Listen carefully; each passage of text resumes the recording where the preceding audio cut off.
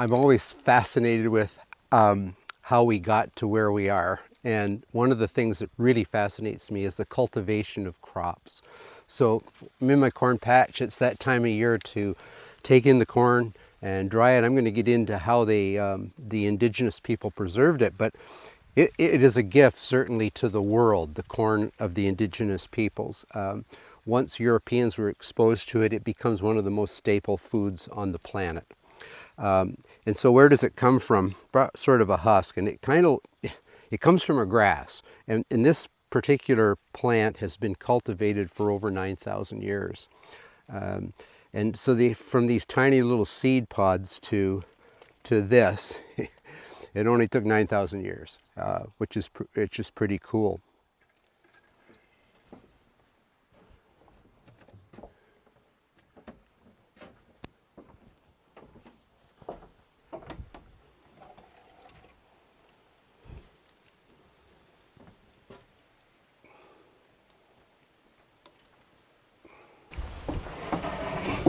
You may have noticed when I was collecting the corn that we have squash growing in amongst the corn stalks. So natives, some of you be familiar with the term three sisters. So they from an agrarian point of view, they were way ahead of our time in terms of European agriculture, because they knew that by planting corn, beans, and squash, that they were getting almost a complete protein from those three crops.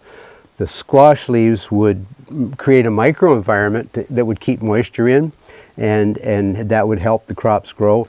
And the beans are legumes, so they fix nitrogen from the air, which they put on nodes on their roots that makes the soil nutrient rich. So they were brilliant. Now, in terms of how they stored this, a number of ways.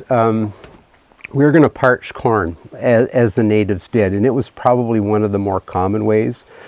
But it could have been, or I should say, was often eaten as we think of it today. So fresh corn, there was all kinds of different cultivars.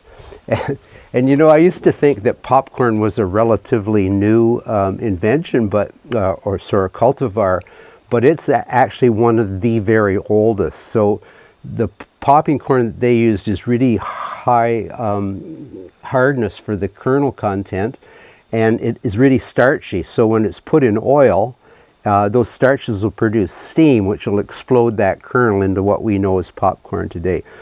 So there we have popcorn, a number of uses. So we've got parched corn, which is probably the most common in what we're doing. So we're drying this out. We're going to basically roast it like you'd roast coffee beans. We're going to pulverize it in our wooden pestle and mortar, similar to the way natives did it.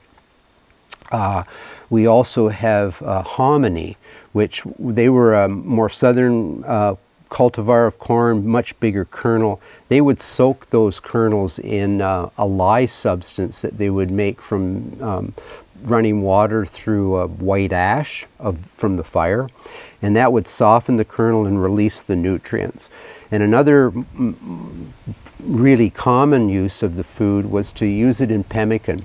So they'd take that pulverized corn powder and they'd mix that with berries and meat and fats, and they'd make this sort of fast food of the 18th century that was used for hunting on warring campaigns, etc. And finally, corn was a huge trade item for the indigenous peoples.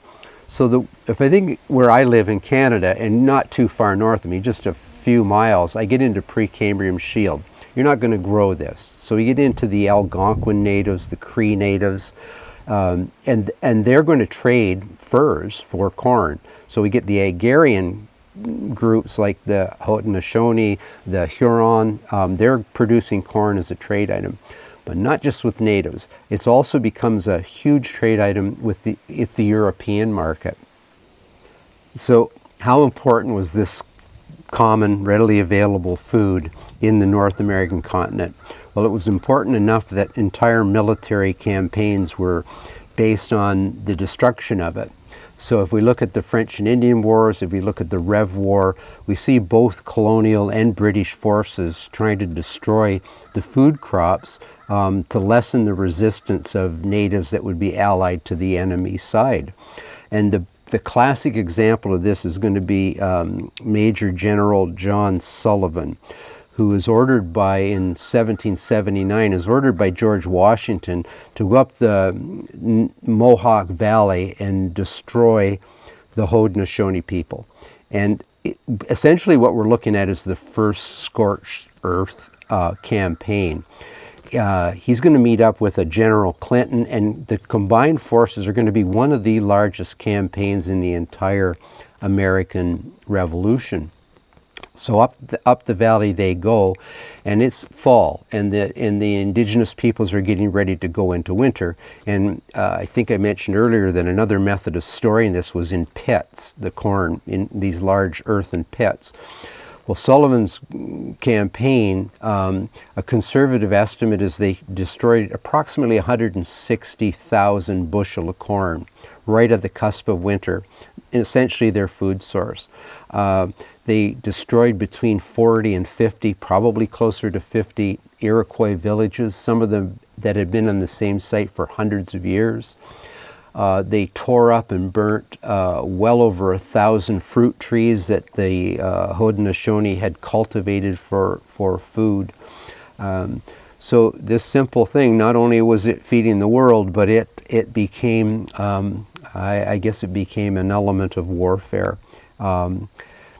You might argue that Washington was a bit aggressive, but in the winter before 1779, we see the Cherry Valley massacres, we see the Wyoming massacres, and in both those cases, we've got Loyalist and Mohawk allies that went along the northern frontier in what we call the state of New York now, and were literally destroying families and burning up cabins and stuff. So part of it was retaliatory, but Washington knew that if he took away that food source from those indigenous people, that the war would be shortened. You're probably thinking that's not enough corn for the winter, and you're absolutely correct. So I wanted to pick enough this morning to just do a talk on where corn comes from, how it was cultivated, how it was shared with the world by the indigenous peoples, how they stored it and used it, and the importance of this particular food group. Anyway, now the work starts. I got to go harvest a lot more corn.